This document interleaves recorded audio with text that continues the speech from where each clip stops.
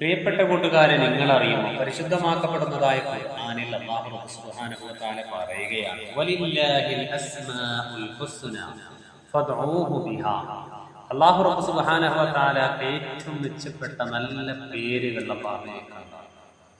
ആ പേരുകളെ കൊണ്ട് നിങ്ങൾ പ്രാർത്ഥന നടത്തണമെന്നായിരുന്നു പരിശുദ്ധമാക്കപ്പെടുന്നതായ ഖുർആൻ ഇത്രയും വ്യക്തവും സ്പഷ്ടവുമായ രീതിയിൽ നമ്മളോട് നിർദ്ദേശിക്കുമ്പോൾ, പ്രിയപ്പെട്ട കൂട്ടുകാരെ, ആ പ്രാർത്ഥന തീർച്ചയായും അല്ലാഹു സ്വീകരിക്കുമെന്നതിന് സംശയമില്ല. അതുകൊണ്ട് തന്നെ തിരുനബി സല്ലല്ലാഹു അലൈഹി വസല്ലമ തങ്ങൾ പറയുകയാണ്, ലില്ലാഹി തിസ്അതുൻ വതിസ്ഊന ഇസ്മൻ മിഅതുൻ ഇല്ലാ വാഹിദതൻ ലാ യഹ്ഫദുഹാ അഹദുൻ ഇല്ലാ ദഖലൽ ജന്ന.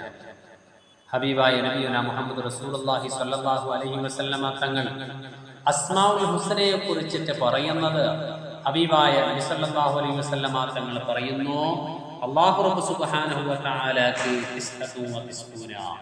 99 പേരുകളാണുള്ളത്. ആ പേരുകൾ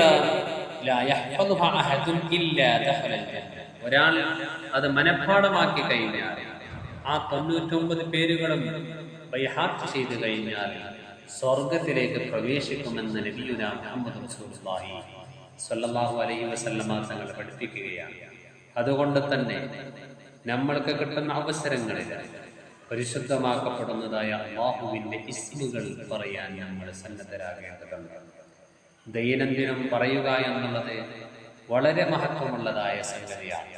അതുകൊണ്ട് തന്നെ അല്ലാഹു തആലയുടെ പേരുകൾ പറഞ്ഞുകൊണ്ട് അല്ലാഹുവിനോട് പ്രാർത്ഥന നടത്തി കഴിഞ്ഞാൽ അതിലേക്ക്, ആ ദുആക്ക് ഇജാബത്തുണ്ട് എന്ന് നബിയുനാ മുഹമ്മദ് റസൂലുള്ളാഹി സ്വല്ലല്ലാഹു അലൈഹി വസല്ലമ തങ്ങൾ പഠിപ്പിക്കുകയാണ്.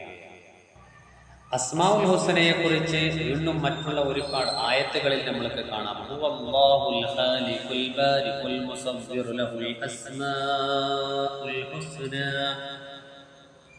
യുസബ്ബിഹു ലഹു മാ ഫിസ് സമാവാതി വൽ അർദ് വഹുവൽ അസീസുൽ ഹകീം.